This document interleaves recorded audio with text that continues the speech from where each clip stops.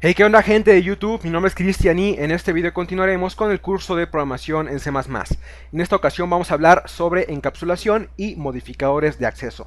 Para esto me voy a valer de la siguiente imagen en la que tenemos una clase que se llama coche y en este caso el objeto se llama un coche. Pero lo importante son los métodos que tenemos en esta clase. Vemos que tenemos diferentes métodos, como lo es el método arrancar, el método constructor de la clase, que es coche, el método parar y el método acelerar. ¿A qué se refiere la encapsulación? La encapsulación se refiere a proteger mis atributos de modificaciones del exterior. ¿Qué cosas querríamos proteger de un coche? Bueno, pues en este caso dos cosas: la velocidad y también una bandera que me permite saber si el vehículo está en marcha. ¿Quién va a poder modificar estos atributos? Pues solamente la propia clase, porque la clase tiene control sobre el valor de estos atributos. ¿Cómo se van a modificar? Pues mediante el método acelerar. Cuando se llame a este método, cuando una instancia utilice a este método acelerar, automáticamente la velocidad va a modificarse, va a incrementar. Pero cuando se llame al método frenar, la velocidad va a decrementar hasta llegar a cero. Cuando se llame al método parar, esta bandera que dice en marcha se va a poner a false porque el vehículo no está en marcha. Y cuando se llame al método acelerar, esta bandera se va a poner en true.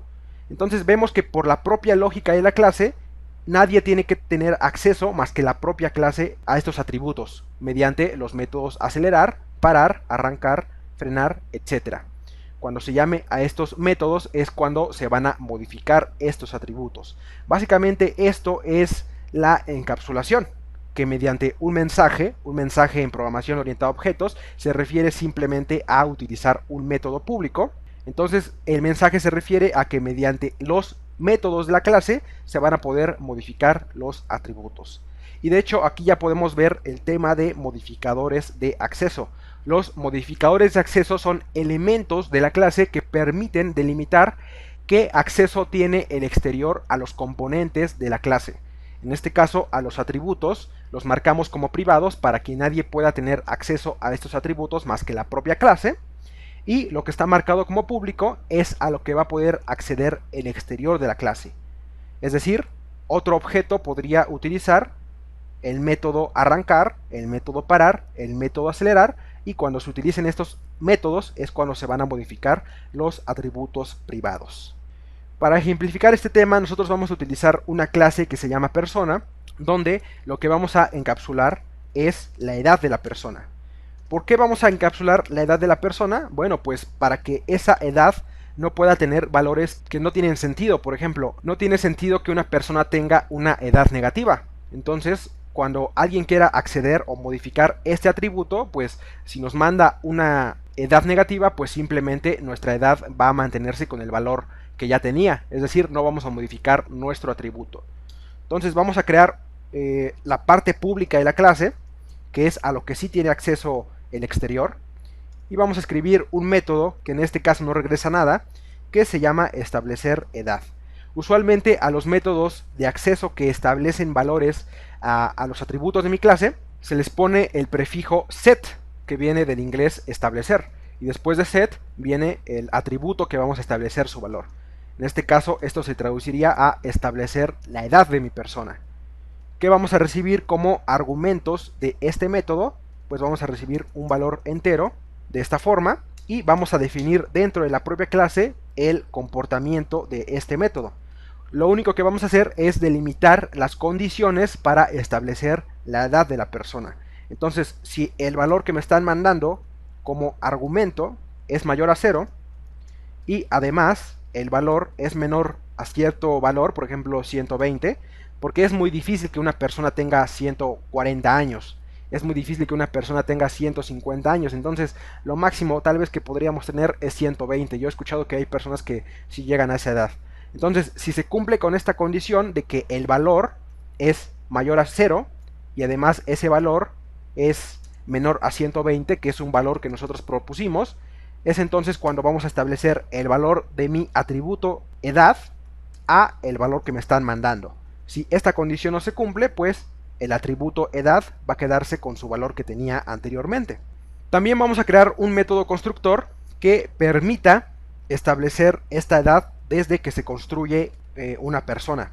Lo que vamos a recibir entonces es la edad de la persona y también podríamos recibir un nombre. ¿Cómo vamos a representar el nombre de la persona? Lo podemos representar mediante un arreglo de caracteres, donde vamos a poner nombre, un arreglo de 20 personas para que se pueda almacenar un nombre lo suficientemente grande, punto y coma. Ahora no vamos a definir este constructor dentro de la clase, sino que lo vamos a definir fuera. Cuando nosotros definimos o implementamos un método de la clase dentro de la misma clase, se le llama definición inline del método. Esto hace que el compilador realice cierta optimización para que la ejecución de este método sea mucho más rápida. Sin embargo, cuando el cuerpo de un método es grande o contiene bucles, por ejemplo, es cuando el método ya se tiene que definir fuera de la clase. En este caso, para ejemplificar la definición fuera de la clase de un método, vamos a escribir el constructor fuera de la clase. La sintaxis es muy sencilla, escribimos el nombre de la clase, el operador de pertenencia, que es dos puntos, y después el método que queremos definir o implementar, que en este caso es el método constructor, que recibe como argumentos la edad y el nombre, que es un arreglo de caracteres de 20 posiciones. Entonces también tenemos que encapsular el nombre de la persona como un arreglo de caracteres de 20 posiciones. Eso lo escribimos en la parte privada. Algo importante a hacer en los constructores es darle valores por defecto a nuestros atributos. ¿Cómo hacemos esto? Pues simplemente después del paréntesis que cierra a la lista de argumentos, vamos a escribir dos puntos, el atributo que queremos inicializar con un valor por defecto, que en este caso va a ser la edad, a la cual le vamos a poner un valor por defecto de 0. Ahora vamos a llamar al método setEdad que ya programamos, que recibe una edad, y de esta forma estamos reutilizando código. Es decir, si yo vuelvo a escribir esta parte de acá, pues no tiene mucho sentido. O sea, escribir esto de aquí, esta validación que ya hice en el método setEdad, no tiene sentido replicarla en el constructor. Mejor utilizamos al método que ya hace ese procedimiento y así nos ahorramos líneas de código y utilizamos la reutilización de código, que es una de las características por las que se utiliza la programación orientada a objetos. Ahora, para establecer el atributo edad con el valor que me manden como argumento, vamos a utilizar a la biblioteca string.h, la cual tiene una función que se llama strcpy, que viene de string copy, a la cual le tenemos que mandar dos argumentos. El primero es la cadena de caracteres a la cual se va a mandar la otra cadena de caracteres, es decir, se va a hacer una copia de dos cadenas. De una cadena, el valor de esa cadena se manda a la cadena que yo le especifico. ¿Cómo lo hago? Pues aquí mando a mi cadena, que es mi atributo, y en el segundo argumento de la función string copy le mando la cadena que quiero copiar, que en este caso es el argumento.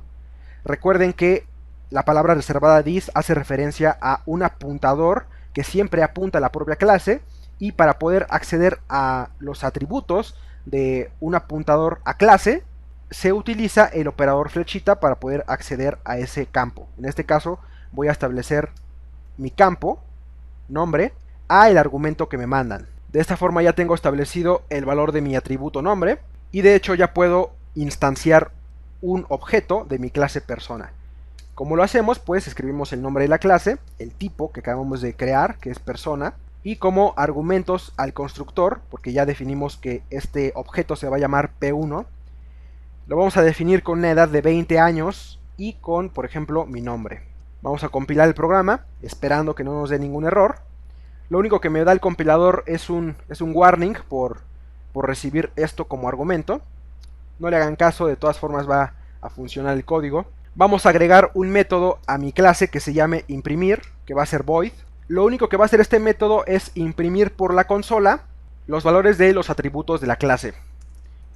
Los métodos que no modifican a los atributos de la clase se tienen que marcar como const, ¿vale? Esto es una buena práctica de programación y de hecho tiene su razón de ser, y a veces es absolutamente necesario marcar algunos métodos como const. En este caso, como yo solamente voy a acceder pero no modificar los atributos de mi clase, pues voy a marcar este método como const. Al método imprimir lo vamos a definir dentro de la propia clase, es decir, va a ser una definición inline, En este método lo único que vamos a hacer es imprimir por la consola el nombre, después vamos a imprimir una coma y después la edad. Y vamos a mandar de una vez un salto de línea.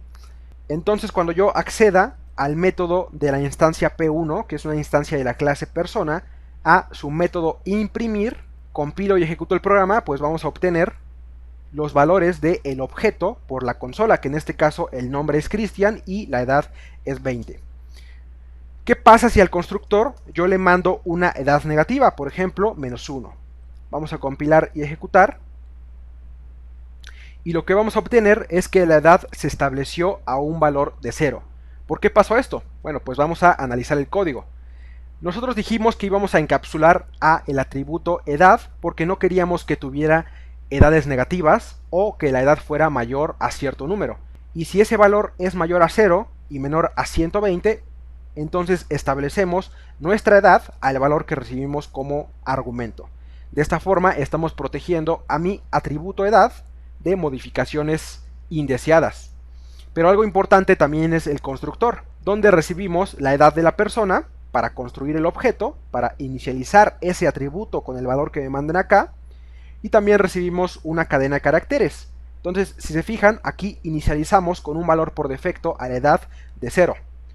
Después llamamos al método setEdad, y como no cumple las condiciones porque es negativo, pues entonces el programa no realiza esta acción, no establece el valor del atributo edad a el valor que recibe como argumento el método setEdad.